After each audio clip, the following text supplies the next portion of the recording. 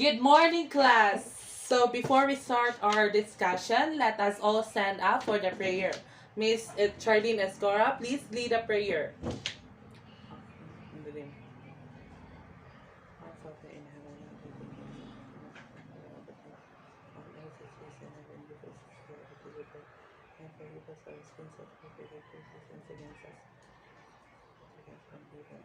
Okay, thank you, Mrs. Cora. Please sit down, class. Okay, say present if your name is called. Let us start with Asidera Mayan, present. Escora Charlene Rose, present. Labi Clean, present. Moso Jazili, present. Paliwag Laraine Julian, present. Ripolio Angelica, Rensal Ira, present. Tabalok John Kevin, present. Oh, your attendance is great today, class.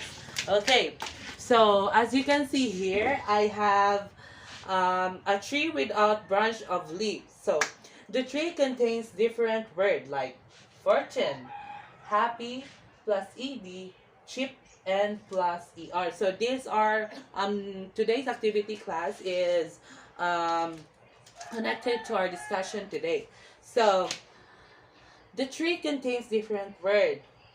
Okay, so what you need to do, what you need to do is you need to pick some words which is in the branch of leaves to complete the given words in the trees. So may I call on Mr. Tabalok for answering number 1, which is fortune. So what branch of leaves would you like to pick to complete the words? Okay, that MIS. So fortune equal Miss plus fortune equals Miss Fortune. So number 2 is Miss Paliwag. Okay, class on. Okay, on plus happy equals unhappy. Okay, number 3 is plus ed Mr. Clean Clave. Okay, very good. Crumbed. Very good. Crumbed. Crumb plus ed equals crumbed. With the expression crumbed. Okay.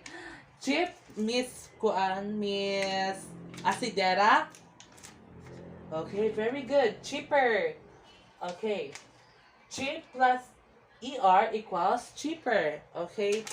And lastly, Miss Moso. Okay, very good. Teacher. Teach plus er equals teacher. Oh, so our discussion for today, class, is all about morpheme. So could anybody tell me what is morpheme, Mr. Tabalok? Very good. So from this class, anybody could tell me what is the definition of morpheme? Yes, Miss Escora. Okay, very good. As what Miss Rensal, Mr. Tabalok rather, and Miss Escora said, morphemes are the smallest meaningful part of a word, function as a foundation of the language and syntax. Could anyone give me some examples of morpheme? Very good, love. So that is an example of morphemes. When we talk about morpheme, it talks about the smallest part of the word. Okay, so morphemes can also be represented as a for a moral. So the a and plus a moral equals a moral. It can be also represented as one syllable. So it can also be represented by 2 syllables, 3 syllables, and 4 syllables. So examples for 1 syllable is 2 syllables rather is camel, like ka and meal, water, the W and TER. Okay. It can also be three syllables. It can also represented as three syllables. Example, crocodile. Crocodile. In the four syllables, we have elevator. Elevator. Okay. So, in morphemes, there are two types of morphemes, which is the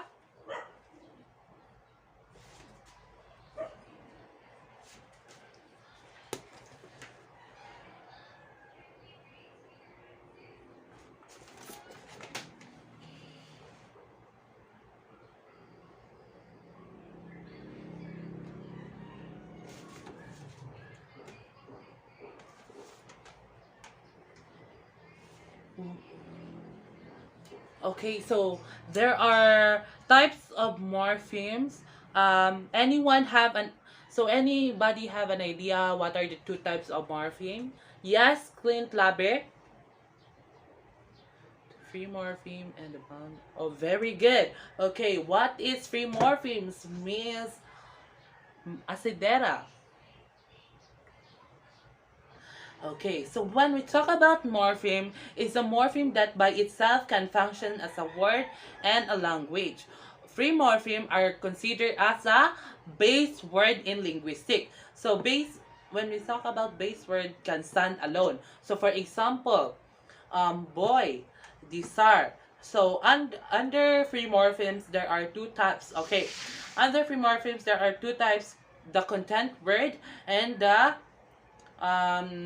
content word and the function word. So when we talk, please read Mr. Tabalok what is content word.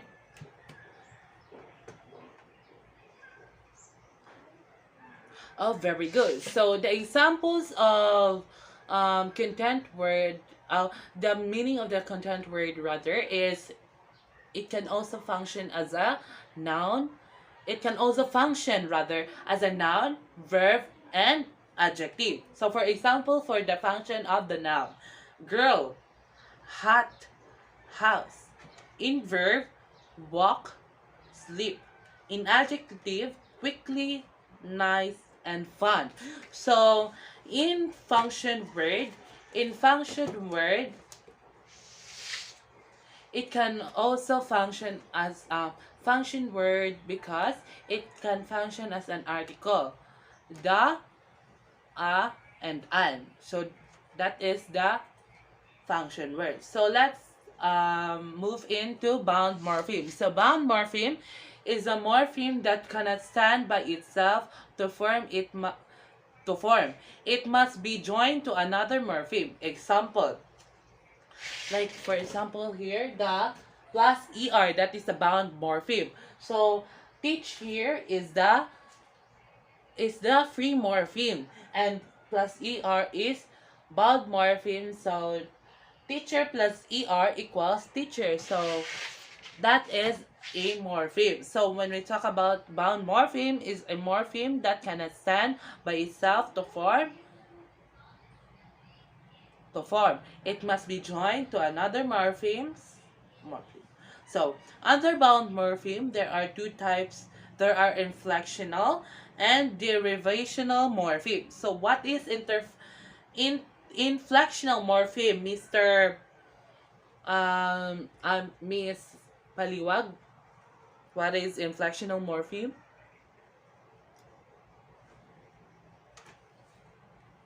Very good. When we talk about inflectional morpheme, it can function as a grammatical change in the word. For example, cat plus s is cats. Cats.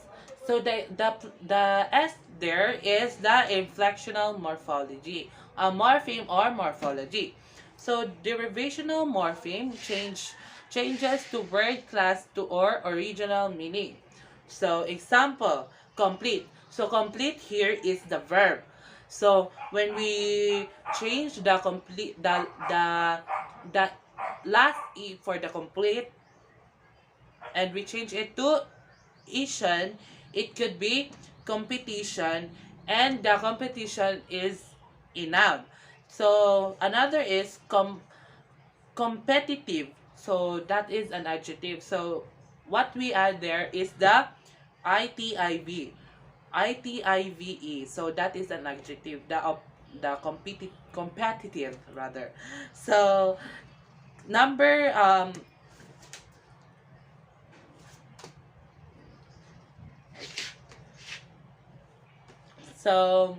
so our seems our discussion is finished. So I want you your assignment is I want you to hear a song and pick a word or a unfamiliar word and classify it as free morpheme and bound morpheme. That would be all. I thank you.